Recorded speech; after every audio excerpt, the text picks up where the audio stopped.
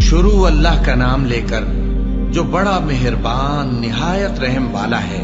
اے پیغمبر صلی اللہ علیہ وآلہ وسلم،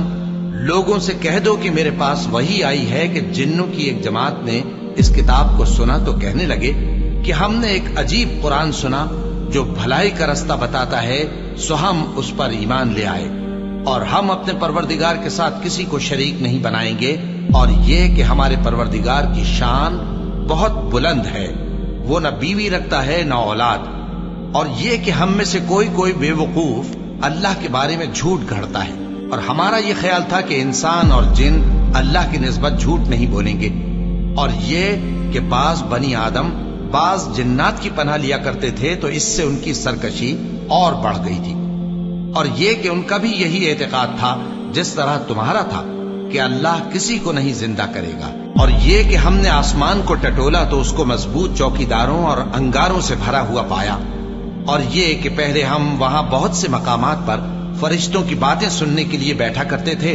اب کوئی سننا چاہے تو اپنے لیے انگارہ تیار پاتا ہے، اور یہ کہ ہمیں معلوم نہیں کہ اس سے اہل زمین کے ساتھ برائی مقصود ہے یا ان کے پروردگار نے ان کی بھلائی کا ارادہ فرمایا ہے، اور یہ کہ ہم میں بعض نیک ہیں اور بعض دوسری طرح کے،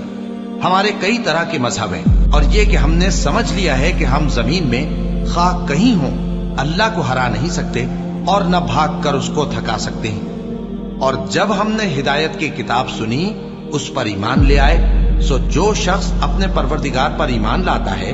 تو اس کو نہ نقصان کا خوف ہے نہ کسی طرح کے ظلم کا، اور یہ کہ ہم میں بعض فرما بردار ہیں اور بعض نافرمان ہیں، تو جو فرما بردار ہوئے وہ سیدھے رستے پر چلے، اور جو نافرمان ہوئے وہ دوزخ کا ایندھن بنے۔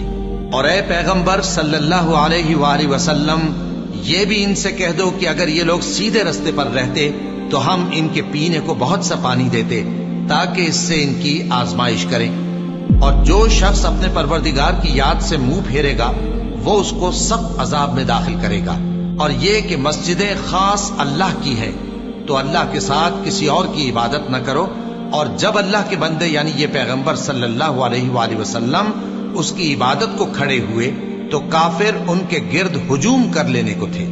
اے نبی صلی اللہ علیہ وآلہ وسلم، کہہ دو کہ میں تو اپنے پروردگار ہی کی عبادت کرتا ہوں اور کسی کو اس کا شریک نہیں بناتا، یہ بھی کہہ دو کہ میں تمہارے لیے نہ کسی نقصان کا اور نہ نفع کا کچھ اختیار رکھتا ہوں، یہ بھی کہہ دو کہ اللہ کے عذاب سے مجھے کوئی پناہ نہیں دے سکتا اور میں اس کے سوا کوئی جائے پناہ نہیں پاؤں گا، ہاں اللہ کی طرف سے احکام کا اور اس کے پیغاموں کا پہنچا دینا ہی میرے ذمہ ہے، اور جو شخص اللہ اور اس کے پیغمبر کی نافرمانی کرے گا تو ایسوں کے لیے جہنم کی آگ ہے،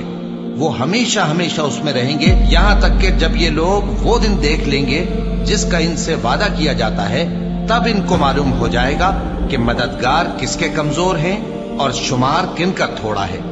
کہہ دو کہ جس دن کا تم سے وعدہ کیا جاتا ہے